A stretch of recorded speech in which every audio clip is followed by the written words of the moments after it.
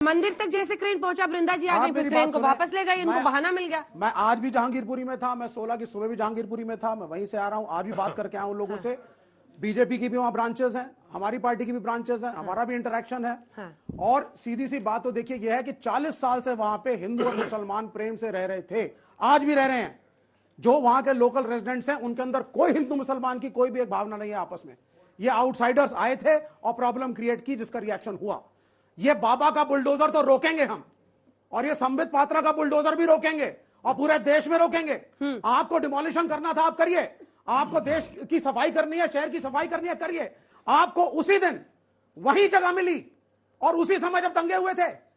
तोड़िए ना सैनिक फार्म को, जहां बड़े बड़े लोगों ने फार्म हाउस बनाए हैं। साकेत में जाइए, ग्रेटर कैलाश में जाइए, गोल्फ लिंक्स में जाइए। हिम्मत है आपकी? आपके अपने मेंबर ऑफ पार्लियामेंट के बंगले हैं, वहां एनक्रोचमेंट्स हैं। है किसी की हिम्मत? नहीं है हिम्मत। हिम्मत किसकी आती है?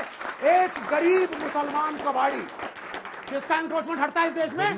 एक गरीब मुसलमान कबाड़ी, कबाड़ी की दुकानें हटाई जा रही हैं साहब, और कहा जा रहा है शहर साफ हो रहा है।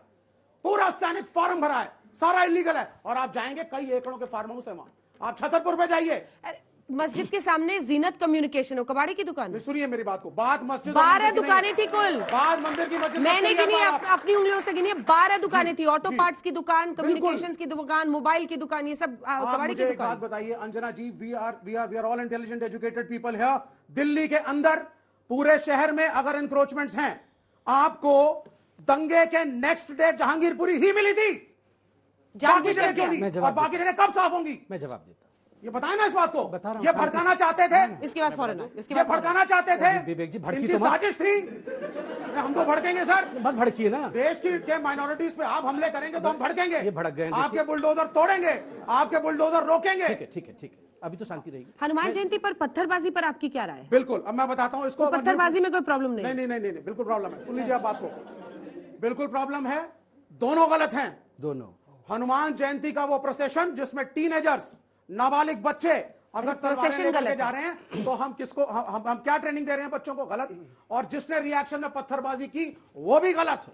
कानून को हाथ में लेने का तुम्हें कोई अधिकार नहीं। और वहां के छोटा सा जवाब फिर माधव जी को, बस 5 सेकंड। वहां के बुजुर्ग मुसलमानों ने 17 की सुबह हमारे को बोला कि इस अंसार को और ये लोकल जो गुंडा एलिमेंट्स हैं, इनको हमने कहा था कि अगर कुछ प्रोवोकेशन होता है तो भी शांति से बैठे रहना। ये वो अंसार हैं जिन्होंने 2017 के कॉर्पोरेशन के चुनाव में बीजेपी के कैंडिडेट संगीता बजाज के लिए कैनवसिंग करी। जवाब दीजिए। जवाब दे रहा हूं, मोहम्मद अंसार, बीजेपी मेंबर। जवाब सुनिए। शांत। देखिए, पहली बात है, बड़े ध्यान से मैं श्रीवास्तव जी को सुन रहा था। उन्होंने एक बड़ी बात कही, शायद हम पता नहीं हम में से कितने लोगों ने उसे पकड़ा और कितने लोगों ने नहीं पकड़ा। उन्होंने कहा कि जहांगीरपुरी के उस एरिया में हिंदू और मुसलमान बड़े शांति से रह रहे थे, आउटसाइडर्स आए जिसके कारण ये प्रॉब्लम हुआ। देखिए अंजना जी, ये आउटसाइडर्स, ये जो हनुमान जयंती की शोभा यात्रा निकालने वाले, वो हिंदू आउटसाइडर्स थे और इस कारण से प्रॉब्लम हुआ। मुझे आपत्ति है इस आउटसाइडर वर्ड से। आप जानते हैं सबसे बड़ा तबका जो आज इस देश के अंदर अपने ही देश में आउटसाइडर बना हुआ है, वो कश्मीरी हिंदुओं का है। एक सेकंड, मैं सर बीच में बिल्कुल नहीं बोला। जस्ट अ सेकंड प्लीज, ठीक है, जवाब सुन लीजिए। प्लीज सुन लीजिए sir.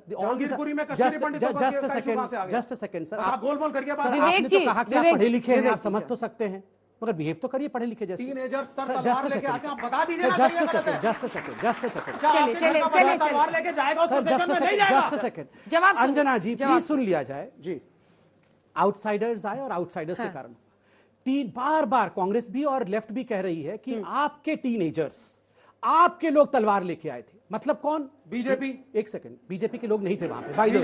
By the way BJP के लोग नहीं, हिंदुओं को आप कह रहे हैं। बीजेपी। अंजना जी, हिंदुओं को, अंजना जी मैं बीच में नहीं बोलता हूं, प्लीज सुन लिया जाए। आपका नाम संबित हो गया है क्या सर? हम भी हिंदू हैं। एक सेकंड सुन लीजिए।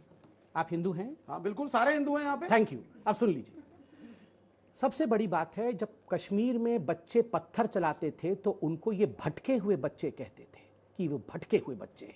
और आज हिंदुओं के बच्चों को न जाने किस किस संज्ञाओं से ये रेफर कर रहे हैं। कौन से हिंदू के बच्चे ने उस शोभा यात्रा में किसको हानि पहुंचाई? मुझे एक तस्वीर दिखाइए, मुझे दिखाइए किसने तलवार से काट दिया, किसी ने गोली चला दी।